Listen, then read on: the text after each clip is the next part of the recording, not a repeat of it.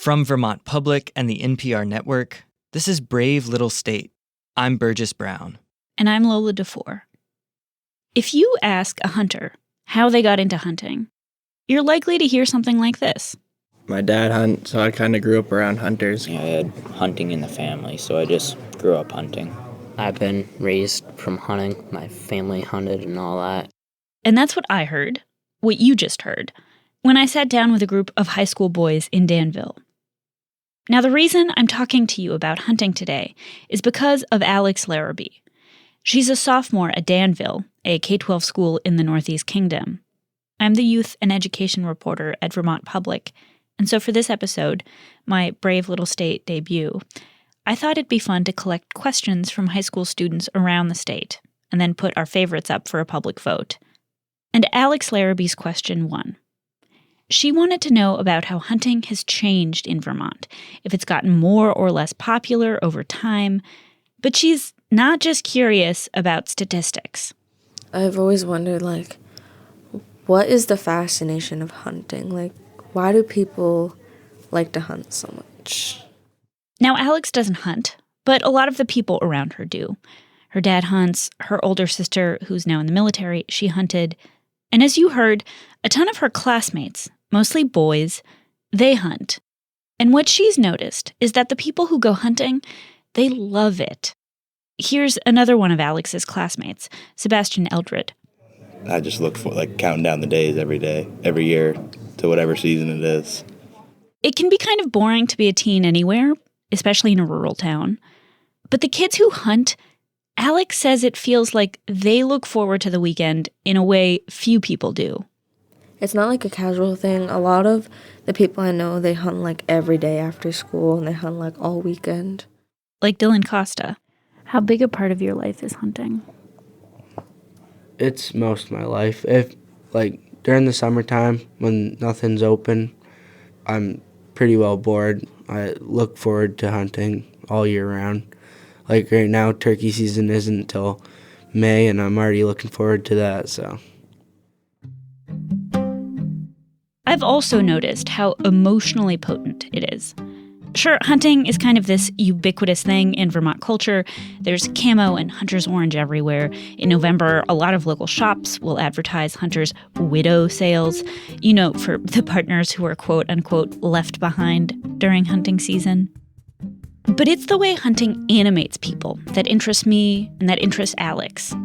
And her observation that people who hunt don't really do it casually, it's actually borne out by the state's licensing data.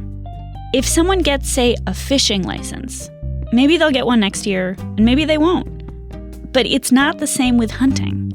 If you hunt one year, you're almost certainly going to hunt the next, and the next, and the next. People who hunt basically hunt until they can't anymore. I don't hunt. So I figured the best way, and probably the only way, to answer Alex's questions about who hunts and why the heck they like it so much was to head into the woods and see for myself. I hope you'll tag along.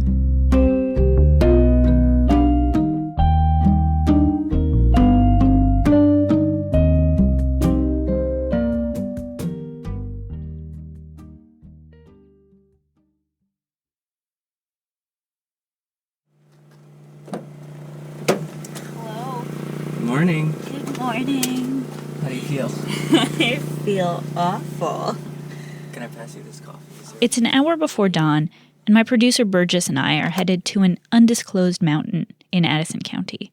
We're not going to be too specific as to where, because Alex Smith, not to be confused with our question asker Alex Larrabee, has asked us to please not blow up his spot. Not that this is a big secret or something, but it's a good spot. And It's like a good swimming spot. Yeah, exactly. Yeah. Alex is our hunter guide and one of the nicest people I've ever met.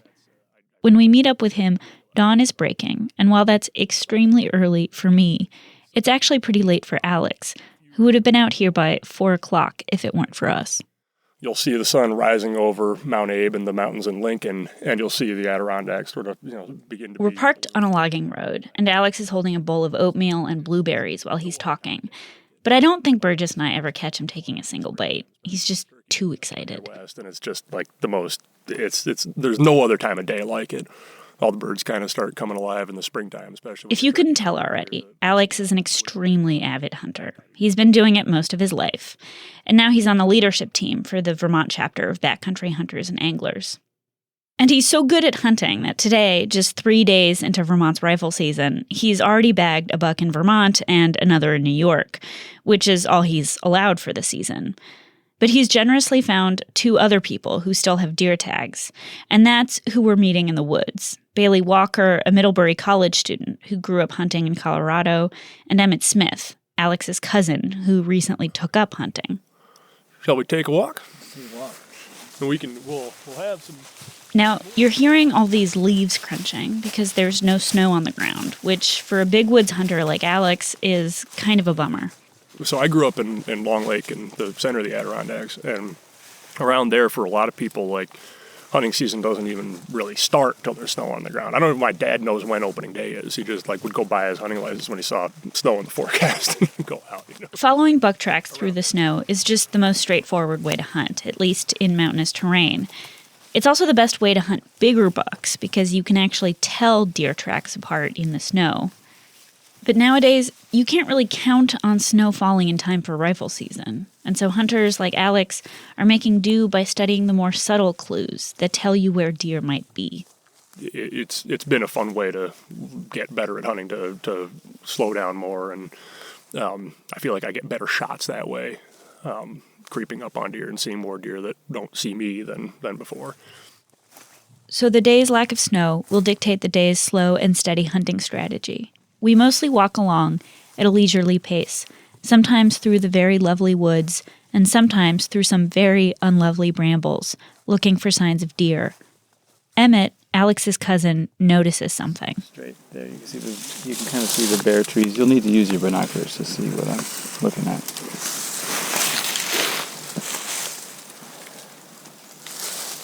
Moose road. Moose? Moose, yeah. Okay. That makes sense. It's like, that's a lot of activity for a deer. Yeah. But that was a moose road. Because there are so many of us and the leaves mean we're making quite a bit of noise, Alex has decided we'll try and use sound to our advantage.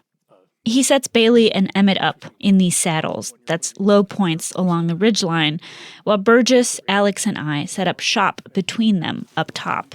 Then Alex walks around, clanking these antlers together.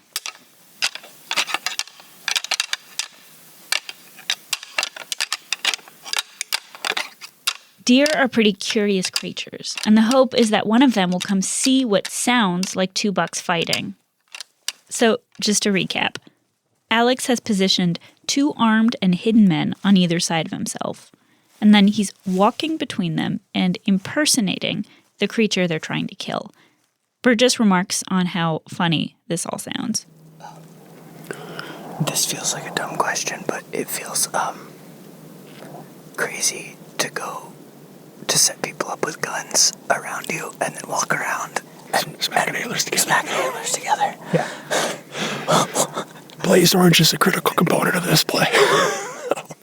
But on this Tuesday morning, the play doesn't work.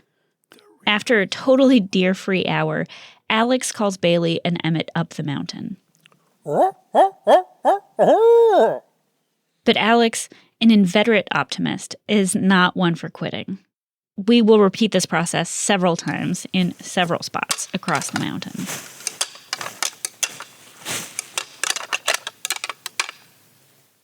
No luck. In the afternoon, we try a new tactic that involves splitting up our party around a pond.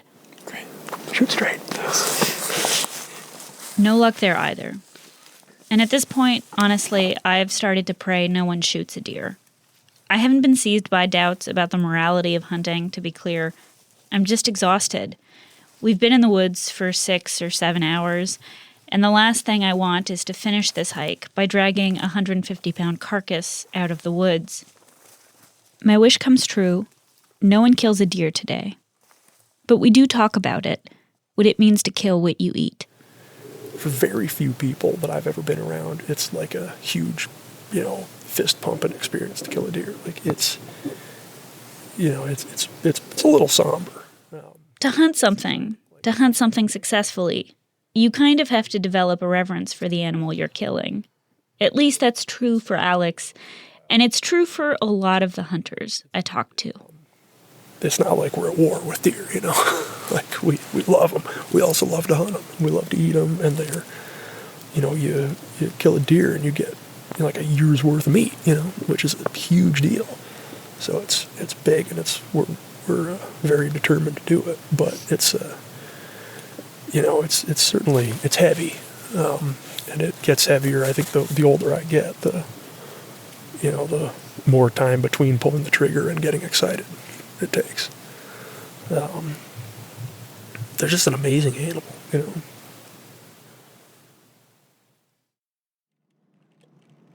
At the end of the day, we're in Alex's truck getting a ride back to our cars.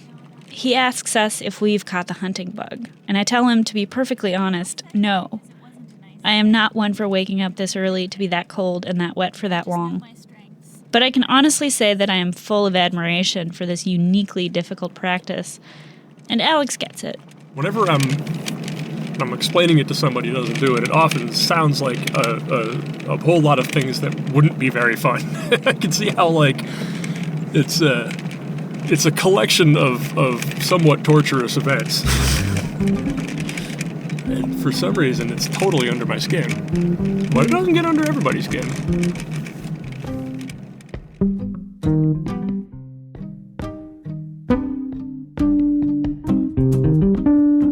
We'll be right back.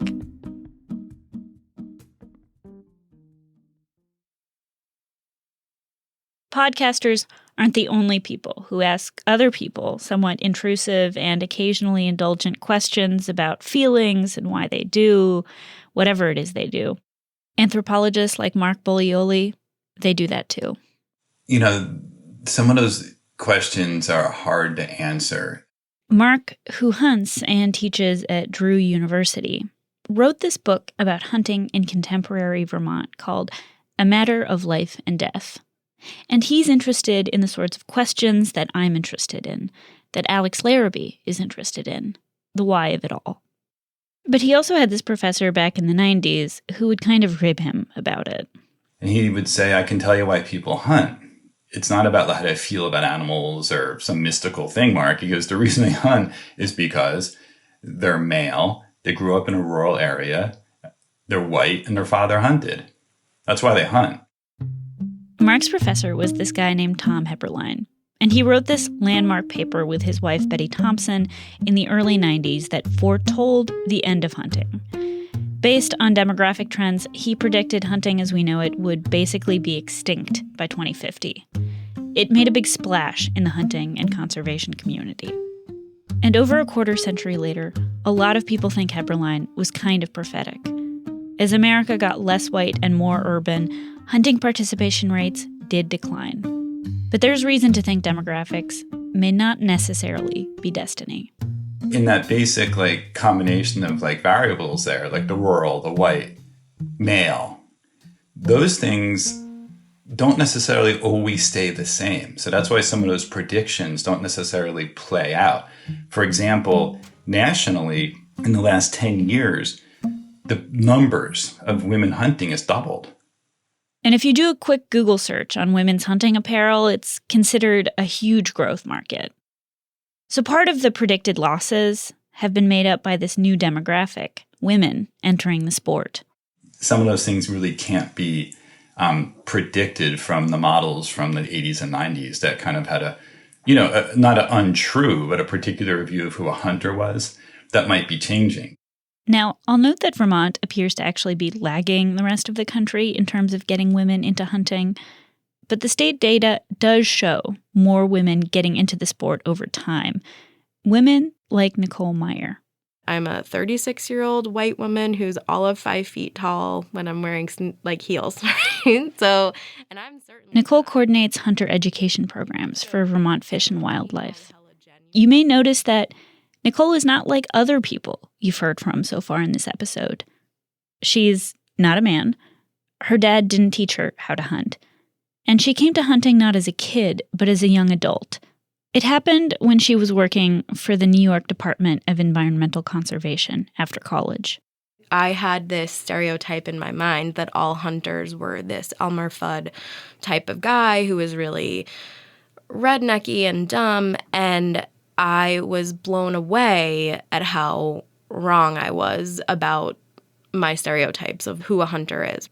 I met this guy named Ed O'Connell, and he could tell you where a deer was going to be based on the temperature, the wind direction, and how much sunlight there was. And I had never met someone who could communicate or know animals that intimately. I thought it was this superpower that he had, and that just kind of had me in a trance. So at 22, Nicole picked up a gun for the first time. She took hunter education courses in a VFW with a bunch of 11 and 12-year-olds who knew every answer to the instructor's questions. She sat in the back and prayed she wouldn't get picked on. But eventually, she got the hang of it. The key was a good mentor, and that's something hunters can't emphasize enough. You really can't get into hunting unless someone is there next to you in the woods, walking you through every single step. Now, Nicole is one of the more than 3 million women who hunt in the United States. A U.S. Fish and Wildlife survey in 2022 found that 22% of all hunters in America are women. That's more than double the participation rates from 20 years ago. And there's also this other kind of person that's getting into hunting. People with more, shall we say, urbane sensibilities. People who like their food local, seasonal, and free range. I gave a talk a few years ago at University of Wyoming on hipster hunters. Hipster hunter is a term now. Mark Bollioli again. For better or for worse, there's a lot more white guys with beards down to their waist driving Toyota Tacomas running to Vermont to gather edible plants. Who predicted that? And Vermont is leaning really hard into this trend. That's not particularly surprising, given how big the local farm and food scene is here. Now, most of the people enrolling in hunter education courses, they're still mostly young boys from rural parts of the state. But Nicole says there's been a spike in adults showing up, mostly because of this interest in local food and self-sufficiency. We're having these really fantastic conversations with people who think local food is important and that it's not so different to grow a zucchini in your garden and then eat it. That's not so different than going out hunting in your backyard and bringing home a squirrel to make squirrel pot pie, or a deer to make venison tacos, or whatever. It's been so... This is why she's been traveling to farmers markets to hand out venison sliders. And it's why the state has started Vermont Wild Kitchen, a cooking class that brings local farmers, foragers, hunters, and anglers together to share recipes. So part of Alex Larrabee's winning question is about hunting trends in Vermont over time. Are there more hunters? Less hunters? If you just looked at annual hunting license sales, you would think participation in hunting was falling off a cliff. For the past few decades, numbers have been going down, down, down, even if you account for growth in demographics like women and quote-unquote hipster hunters. But it turns out it's really tough to tell an accurate story about these trends. That's because in the mid-90s, the state started offering the option of a lifetime permit. Vermonters love a deal, and they've been exceedingly popular. This is Chris Saunders, who handles license data for Vermont Fish and Wildlife. Today, you can buy an infant a lifetime hunting permit for a little over $200. Probably, some years, 18 to 20% of all the infants born in Vermont are being gifted these licenses. Basically, the people hunting with these lifetime permits, they were invisible in the state's annual license data for a while. In 2017, the state finally required people with these lifetime permits to register for free with the state each year if they were actually out in the field hunting. And overnight, there were over 12,000 additional hunters being captured by the state's tally. And except for this spike during the pandemic, between 2017 and 2023, the number of hunters has basically stayed the same, at 70,000. There are fewer people hunting than there were in the 70s and 80s. That is undeniable. But for at least last 5 years, and I think the last 10 years at least, hunting participation has been pretty darn stable. Now, before anyone accuses Chris or I of being Pollyannas about the state of hunting in Vermont, demographics do present a challenge. That, of course, should surprise absolutely nobody that's read a single article about the state of Vermont in the last 10 years. Participation rates are higher with older Vermonters than with younger Vermonters. And those older Vermonters, they will eventually age out of the sport. But honestly, when I've talked to hunters about their anxieties around the future of the sport, what really concerns them isn't whether we'll run out of hunters. It's whether we'll run out of land. You don't need to come from a rural place to hunt. An urban transplant can learn just fine. But you do need a rural landscape to hunt. And as more and more people post their land and sprawl creeps into the hills, the forest increasingly becomes off-limits to hunters. And for hunters like Nicole, connection to the land isn't just necessary to hunt. It's also kind of the whole point. The intimacy that you have with nature when you're hunting and trying to be part of the environment it's unparalleled. It's beautiful. I was hunting a flock of turkeys one spring, and I was just too far off to get a shot. And then out of the corner of my eye, I see this movement down this hillside, and it was a bobcat coming down the hill slowly. And I realized the bobcat was hunting the same turkeys that I was hunting. And there was part of me that was like, yes, you get those turkeys. I want to see that. That is amazing. And there's part of me that's like, oh, no, you don't. Those are my turkeys. So it kind of felt like I'm obviously not a bobcat, but it felt like I was a predator too. I didn't shoot a turkey that day. That was one of my best days of hunting ever.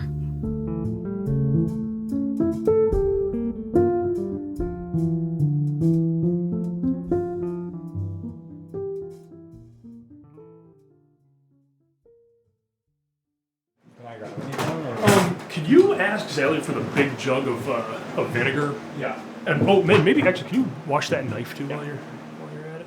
I'm back at Alex Smith's place. That's our hunter guide from earlier, in a wood shop behind his house. And right now I'm looking at a fairly gory scene. A large rib cage and spine, with most of the meat cut away. There's also some bloodshot meat off to the side, which can't get processed because that's where Alex's bullet struck through the deer's neck. So yeah, that's the unusable portion of a 150-pound buck. That and the height and head, like I said. This is the deer Alex bagged on the opening day of Vermont's rifle season, a few days before our less successful outing. He's agreed to let me watch as he processes what's left of it. Because we've had a bit of a warm spell, Alex couldn't leave the deer hanging to cure. Instead, he skinned and quartered it, storing the back straps and shoulders in 3 large coolers on the floor. Now he's taking maybe 15 pounds of flesh out of those coolers at a time and butchering it into smaller pieces. It's not rocket science with the deer. It really is basically just separating muscles out, It's pretty remarkable how much meat a deer can provide. The 2 that Alex shot this season will provide his family of 4 the bulk of their meat through the year. But Alex jokes that when his 2 boys get older and start eating the way he once did, they're going to have to start pulling their own weight in the game department. And that's when his cousin, Emmett, chimes in with a joke. Well, you can start picking them up off the road, too. Yeah, no, nab them off the road. We could take them anywhere we can get them. People are quick to jump on the roadkill in Addison County. I like that about this place. Yesterday, too. I feel like Emmett got into hunting from having a bad roadkill year. Now, Emmett isn't alone. Plenty of people salvage roadkill for food here in Vermont and have for a long time. There's even a state program for it. But while some people might turn to roadkill when they have a bad hunting year, Emmett did the opposite. He says it started because his ex didn't eat farmed animal products. But she would eat game, and she had gotten into the habit of picking up roadkill. and taught me the fine art of it. Emmett explains that his ex, she was a vegan because of climate change. But if you're thinking about your food's carbon footprint, roadkill is kind of unimpeachable. I'm having a little self-conscious moment here being with this microphone. You know how like the weirdest thing about you becomes the thing that everybody finds out about first? Oh, you're right. So yeah, this is something that often comes up at dinner parties. You know, whether roadkill's on the menu or not. Remember the wave of so-called hipster hunters our anthropologist friend Mark was describing earlier? Emmett fits the bill. He came to hunting from an interest in sustainability, and when we were out hunting, he was using a vintage rifle, a Winchester Model 94, the hipsterest of hipster guns, according to Alex. Growing up, Emmett's dad didn't hunt. Neither did his friend group of art kids, punks, and nerds. In high school, he might not have fit in with those hunter boys in Danville you heard at the beginning of this story. But now that he's out in the woods, he sure sounds a lot like them to me. I think one of the things I find most rewarding about it is it forces you to be really mindful in the moment, forces you to be really present. You can go from being in the woods, seeing an animal, taking it apart, going through all of the emotions involved in that. And it is a very emotional process that I think we're very separated from in most of our meat consumption. And every part of that is just... It's not always easy, but it's rewarding, and it's sort of essential to the human experience in a way that is very meaningful. Alex Larrabee asked us 2 questions. She wanted to know how many people hunt and why they hunt. And maybe this is where Tom Heberlein, the famous sociologist who foretold the end of hunting, maybe got it a little wrong when he collapsed both those questions. Remember when he told Mark that people hunt because they're men, they're rural, and their dads hunted? That may be how most people got into hunting in the 70s and 80s. But I don't think that's why they hunted then, at least not primarily. And it's not why people hunt now. Because whether you're a rural kid who inherited the tradition from your dad, or an urban transplant who got into the sport later in life, I think it really is about how you feel about animals, or nature, or some mystical thing.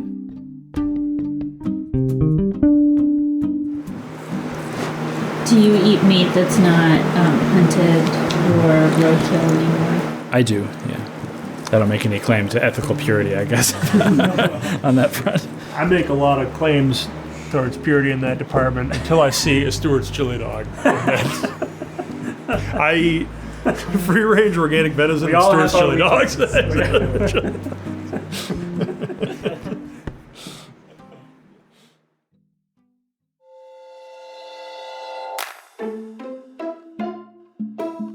Thanks for listening to the show, and thanks to Alex Larrabee for the great question. And a very big thank you to every single teacher and administrator, there are far too many to list individually, that helped us connect with Vermont students. To see photos from our hunting expedition and for a full episode transcript, head to bravelittlestate.org. While you're there, submit your own question about life in Vermont that you want us to consider for a future episode. This episode was reported by Lola Duffort. It was produced by me, Burgess Brown, and edited by Sabine Pooks and Josh Crane. Digital support from Sophie Stevens. Angela Evansy is Brave Little State's executive producer. Our theme music is by Ty Gibbons, other music by Blue Dot Sessions. Special thanks to Abagael Giles, Travis Tremblay, Mike Covey, Matt Breton, Rachel Keach, Natalie Conway, and Chris Bray. Brave Little State is a production of Vermont Public and a proud member of the NPR network. We'll be back with more listener-powered Vermont journalism. Talk soon.